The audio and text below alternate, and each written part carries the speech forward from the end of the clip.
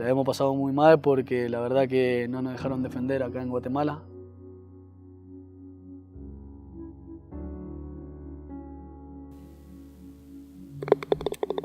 Pues la verdad estaba muy afectado, o sea, me molestó, pues no sentía que era lógico para mí.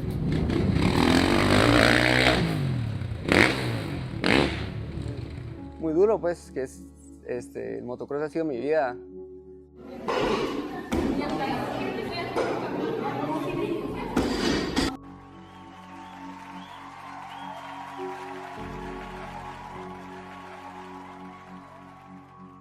Ese día en mi vida ha sido y seguirá siendo el más negro de mi existencia, porque El doping se ha convertido para los atletas en la puerta giratoria entre el Olimpo y el infierno. Es el nuevo código de barras que te permite coronar tus esfuerzos o ser víctima de tus propias debilidades. Todos sabemos lo que se ve, pero pocos lo que no se ve. La todopoderosa Agencia Mundial Antidopaje, AMA por sus siglas, se convirtió en el juez último de las justas deportivas, pues los campeones muchas veces se deciden en la lente de un microscopio. No obstante, la infalibilidad del sistema empezó a resquebrajarse hace algún tiempo. Se hablaba de los múltiples controles que pasó sin problemas el mismo Armstrong, hasta el escándalo mayúsculo de Sochi, que tuvo como corolario la suspensión de Rusia para los próximos Juegos Olímpicos de invierno. Gracias a la denuncia de un atleta, y no a los controles de la AMA, se comprobó que los rusos habían logrado adulterar, sin dejar rastro, el contenido de los famosos frascos Berlinger. Hasta ese momento, inexpugnables recipientes donde los atletas depositan su muestra de orina para ser examinada en los laboratorios autorizados por la AMA. Ante la magnitud de lo que esto significó, el mundo del dopaje dejó más preguntas que respuestas. ¿Desde hace cuánto los frascos pueden abrirse para cambiar las muestras de orina? ¿Solo los rusos lo hicieron? ¿Lo sabían agencias locales de esos países denominadas Agencias Nacionales Antidopaje? ¿Funciona el sistema? Recientemente nos enteramos de un caso acaecido a un futbolista argentino en Guatemala. Alejandro Díaz, conocido en el medio local como Gambetita, es un chico que con esfuerzo logró ser contratado en un club de provincia guatemalteco, el equipo de Antigua Guatemala, que gracias a sus goles obtuvo el Campeonato Nacional de Liga Mayor por primera vez en su historia. Esto fue a mediados del 2015. No obstante, cuando Gambetita se preparaba a dar ese salto de calidad para jugar en otras latitudes, el mundo se le vino abajo. Tras un control antidopaje en las finales del campeonato junto a otros 3 compañeros, fueron notificados de un positivo de dopaje o como técnicamente se le llama, resultado analítico adverso, por una sustancia denominada SAR-22. No, hasta el día de hoy no entiendo por qué nos cerraron todas las puertas. Tuvimos que acudir al TAS, una instancia que es lo mayor de todo. La verdad que hasta el día de hoy me hago esa pregunta. ¿Por qué? Porque la verdad que yo no le hice mal a nadie, ni a mis compañeros. El doping en Guatemala funciona de una manera muy peculiar, pues el oficial que tomó las muestras a los jugadores hace este trabajo acompañado de su hijo. Al mismo tiempo, es el encargado de custodiarlas hasta su envío al laboratorio. Posteriormente, fue el encargado de darles la audiencia para defenderse y, por si fuera poco, integró el panel que condenó a los 4 jugadores. Algo que va totalmente en contra de lo que ordena el Código Mundial Antidopaje. 2 horas para poder realizarle las pruebas, ¿verdad? Contra todas las regulaciones que establecen cómo se debe tomar una prueba antidoping. Luego no tenían un lugar especial, sino en el propio sanitario de todo el equipo. Ahí les entregaron el vasito para dar la muestra de orina.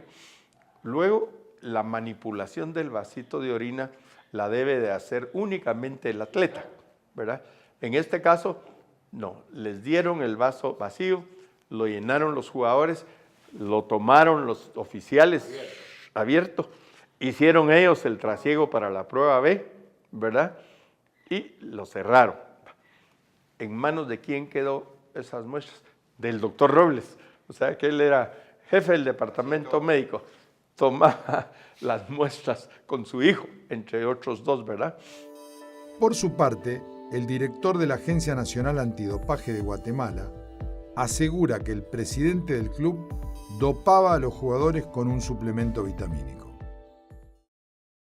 Nosotros no tenemos ninguna duda que el procedimiento se hizo correctamente y que no hubo ninguna contaminación, como se mencionaba, porque no es posible hacer eso y de que nadie se hubiera dado cuenta de que estaban poniendo algo. Los frascos son inviolables, no se pueden abrir. Entonces, para nosotros no hay ninguna duda de que esa sustancia aparecía en el organismo de los jugadores.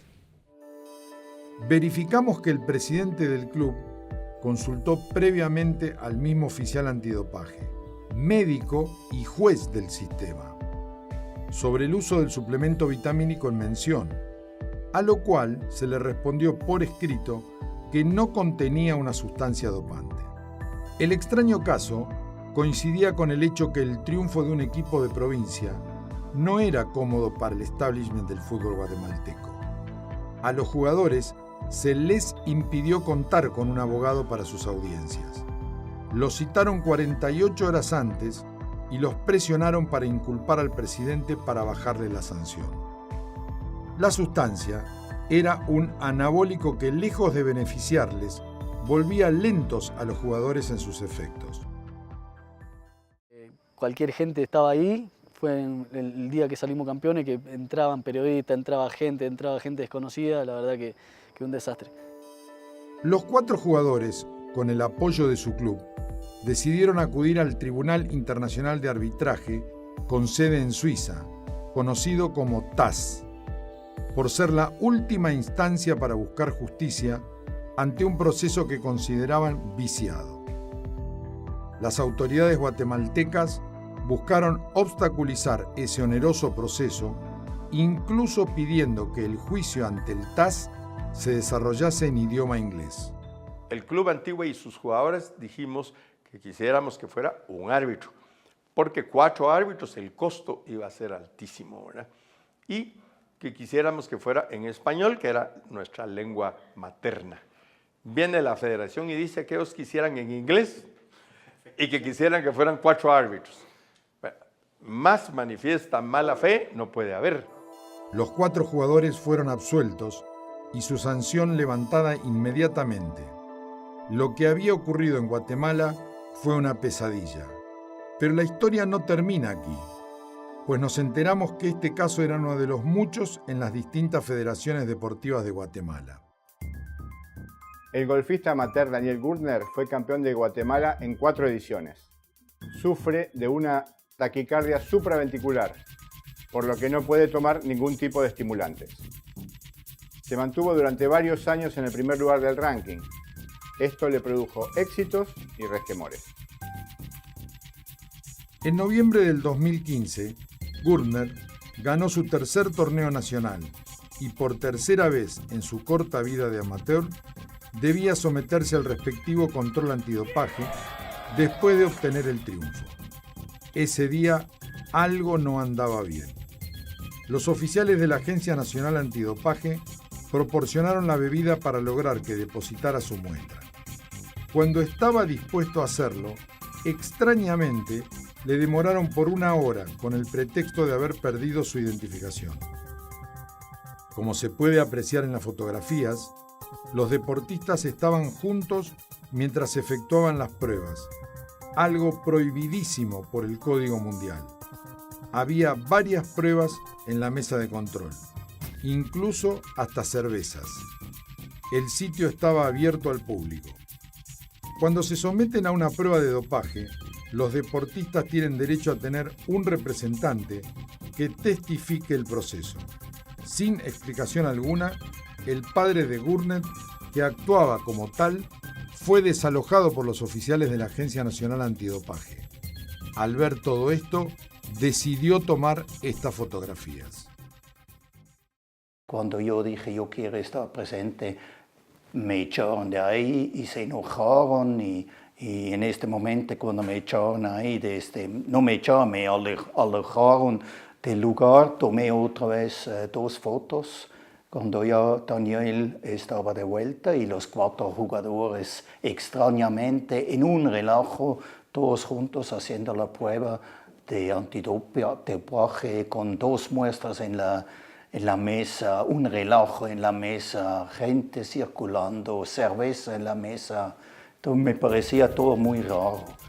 Daniel Gurner, desde hacía algún tiempo, era perjudicado por el presidente de la Federación de Golf, que a su vez era árbitro en los torneos, a tal punto que escribió una carta indicándole este extremo.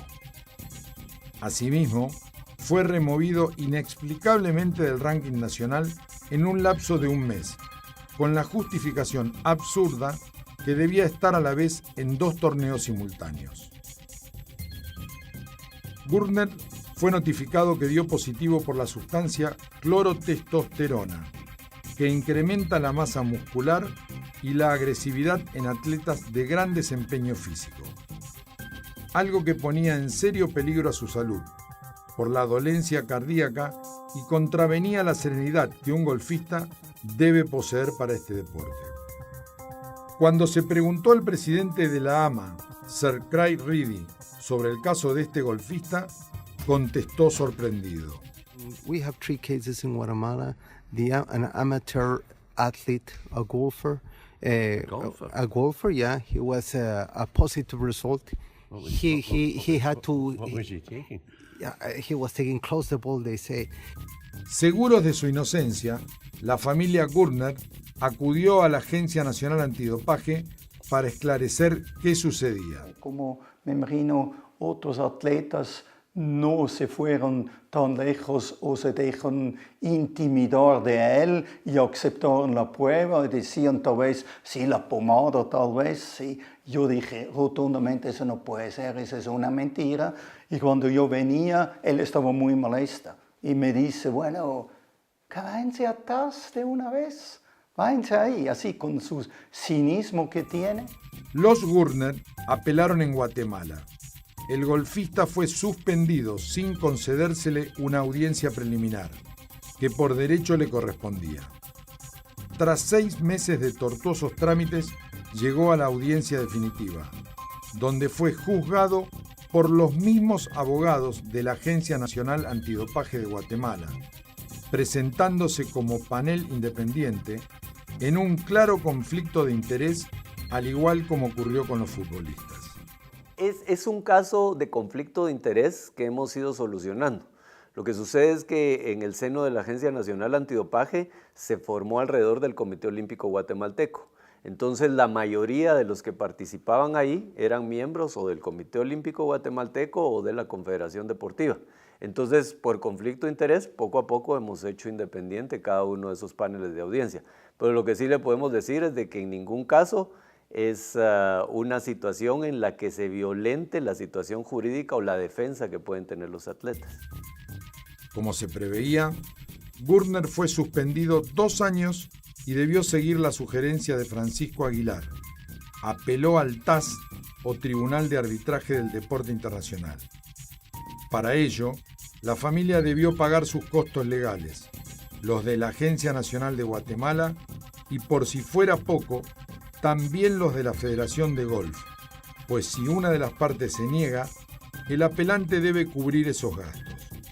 El presidente de la Agencia Mundial comentó sobre esta arbitrariedad. WADA is going to do something about it because, for example, if the local NADO doesn't want to pay for the CAS, you as an athlete, you got to pay it for them and for your federation. No, that's a real issue, and this is a decision simply taken by the NADO, is it? They refuse to do it. They refuse to do it. Why? Guatemala NADO, because they didn't want to pay. Just they say no, and the CAS told to the athlete, okay, now you have to pay for the NADO, for your federation, and for yourself if you want to keep going. Okay, well, I try not to, talk about specific individual cases, but it sounds to me as if something isn't right there. La familia Gurtner desembolsó $144.000 entre abogados, tarifas, vuelos, traducciones y viáticos. El TAS fijó audiencia en México con un panel de 3 árbitros independientes. Resultó que la cadena de custodia de las muestras había sido quebrantada, pues la encargada de custodiarlas había firmado su recibo cuando se demostró que estaba fuera del país en ese momento.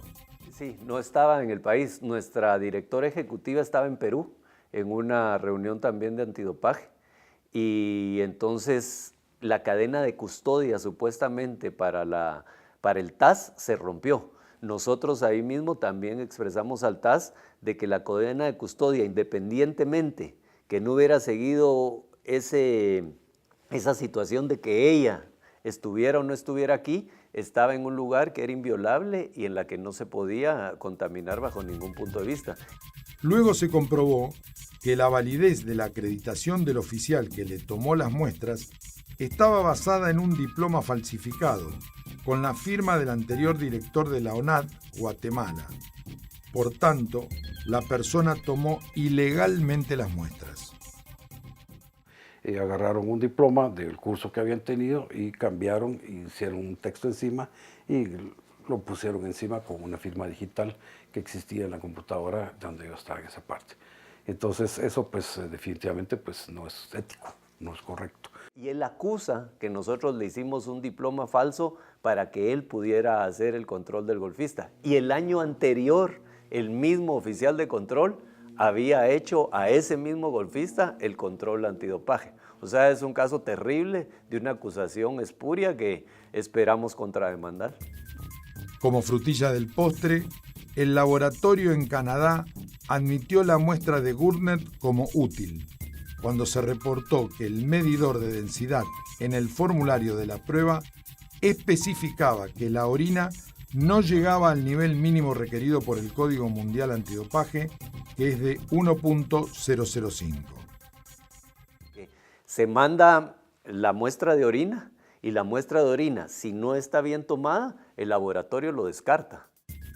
El Tribunal Internacional del Deporte declaró inocente a Gurtner y condenó a la Agencia Nacional Antidopaje de Guatemala a pagar todos los costos del proceso, confirmando la plausibilidad que alguien pudo introducir la sustancia en la bebida que le dieron los supuestos oficiales antidopaje. El atleta que sustituyó a Gurtner resultó en el 6º lugar del torneo. Logró reemplazarlo gracias a una 4ª prueba que la Agencia Nacional Antidopaje de Guatemala obsequió a la Federación Nacional de Golf. Algo muy extraño cuando el director Aguilar se queja por falta de presupuesto. Generalmente tú le tomas la muestra al que terminó en primer lugar, se la tomas de primero. A él lo dejaron de último y le dieron mucha bebida para que se hidratara. En el proceso se consultó a 2 científicos italianos que ellos determinaron o confirmaron o concluyeron que existía la posibilidad que en un término de 40 minutos tú podías contaminar la bebida de la persona con esa sustancia clortestosterona y podía metabolizarse en su sistema y salir en la muestra de orina. Llama la atención que le tomaron muestra al primer lugar, al segundo lugar, al 4º lugar y al 6º lugar. Y la persona que ocupa el 6º lugar participó en el lugar de Daniel en las competiciones siguientes. Pero llama más la atención que siempre se recogen 3 muestras. En este caso se recogieron 4 muestras. La Agencia Nacional de Dopaje se queja de falta de presupuesto, porque tomar una muestra es un gasto. En este caso ellos regalaron una toma de muestra adicional casualmente a la persona que va y sustituye a Daniel en los concursos o campeonatos siguientes. Después de un año de calvario, finalmente se hacía justicia para Gurtner. Según Aguilar, este caso es muy parecido al de O.J. Simpson, pues fue el dinero el factor para que el TAS fallara a favor del deportista. Como digo y como me retrotraigo al caso de Oriental James Simpson, todo apunta a que él fue el asesino, Pero si dicen que no, ¿qué vamos a hacer los demás? La justicia muchas veces hace que quienes se puedan defender porque tienen plata tengan más posibilidades de salir indemnes, entre comillas. No, pero también porque tiene mucho dinero el papá. El papá es dueño de cooperativas acá en Guatemala. Entonces tenía mucho dinero, se vendió, los atacó por la prensa, entró a los consejos editoriales de los, ponía pauta, no de eso, sino de otro tipo, para entonces hacer que hubiera una tendencia. Y encima de todo estaba hablando siempre de dinero, que uno dice, ¿por qué habla de dinero? Parece como él mismo está actuando así, pero uno en TAS, esos son gente seria y saben de qué se trata. El Auditor General de la Nación en Guatemala interpuso denuncias de corrupción contra varios dirigentes deportivos de federaciones. La FIFA suspendió indefinidamente a la Federación de Fútbol de Guatemala. Y además hay denuncias de malversación contra las federaciones de tiro, bádminton, golf y varias más.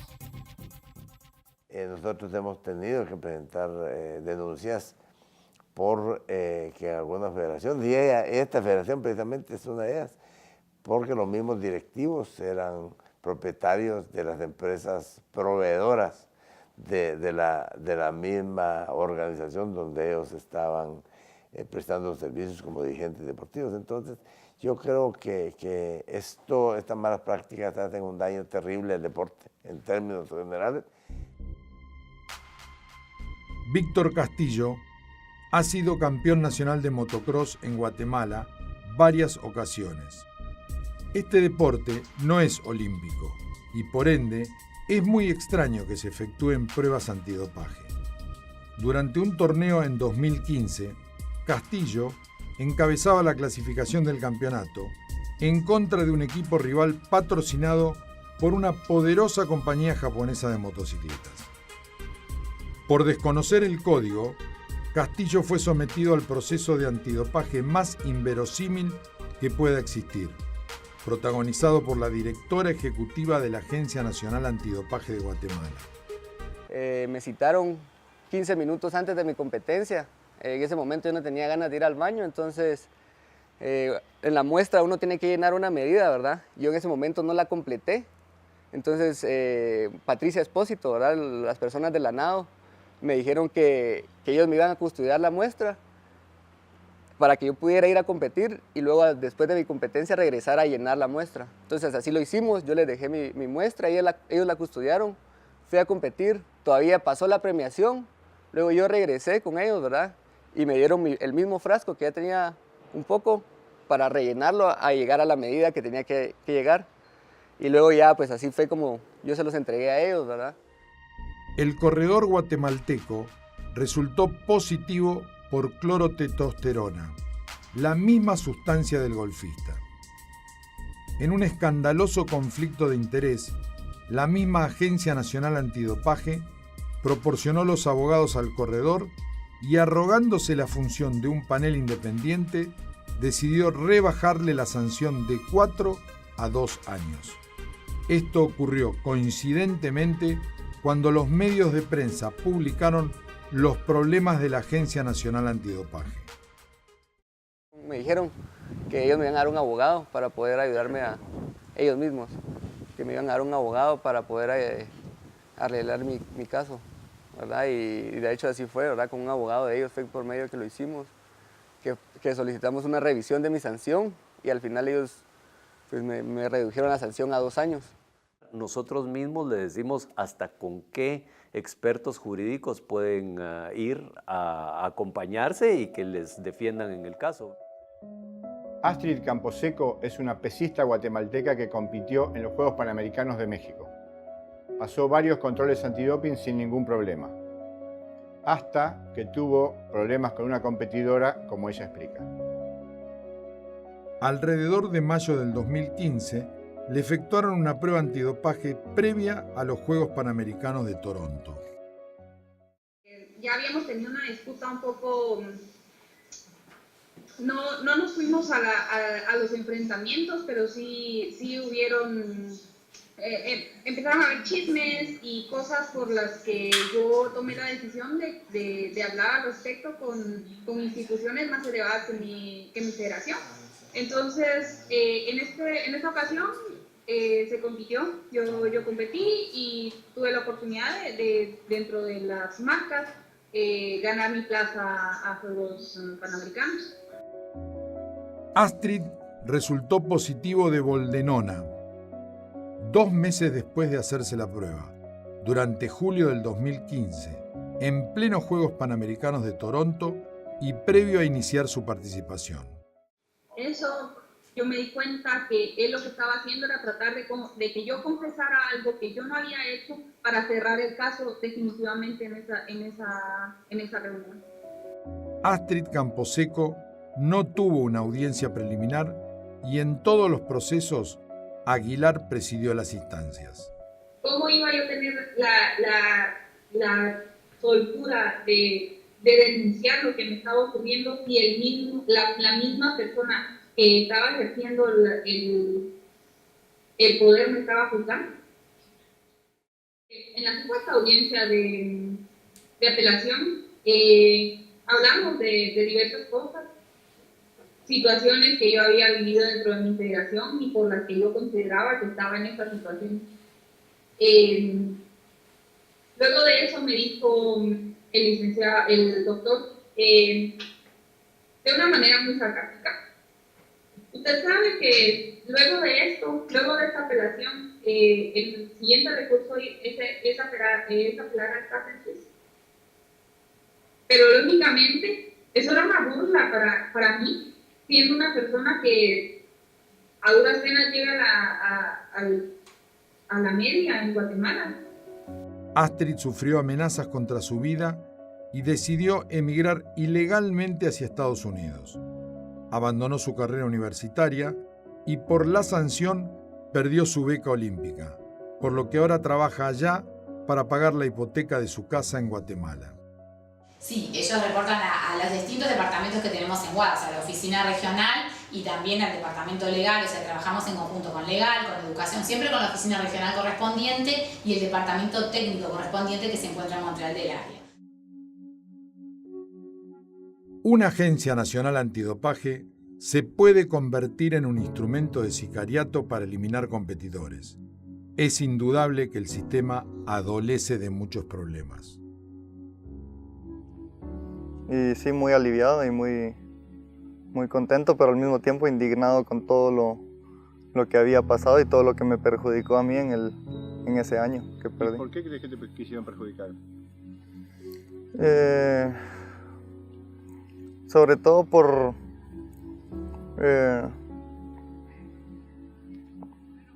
tiempo.